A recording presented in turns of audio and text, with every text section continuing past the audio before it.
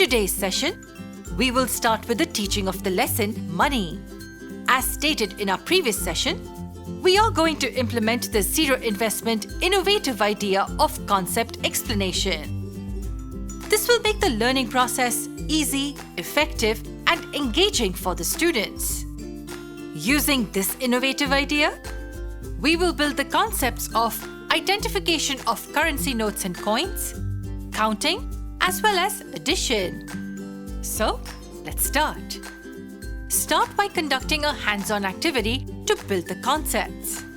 For this, we need a few materials with us. Arrange picture cards of 5 sheets, each with 10, 20, 50, 100 and 500 written on these sheets. Also, we need 5 sheets each with 1, 2 and 5 written on them. The picture cards will be used as currency. Begin the activity by showing all the picture cards of currency notes to the students. To keep them engrossed, ask them a few leading questions. First, ask them, what are these? The possible responses will be cards, money, 10 rupees, and so on. Ask them whether these picture cards are real money.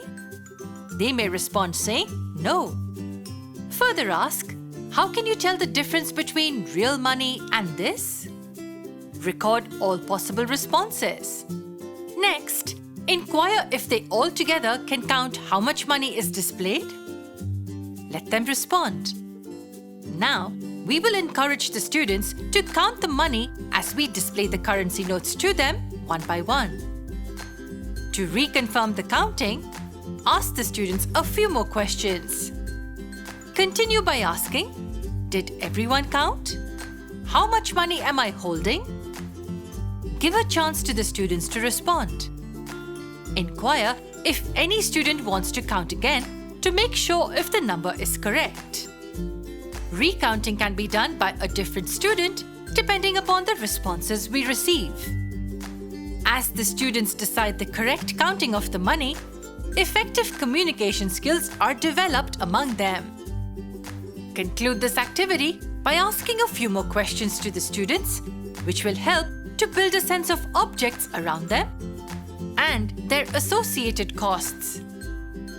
Ask the students what things can be bought with the money that we just counted. Accept all possible responses. Next, ask the students if we can buy a car or an airplane with this money.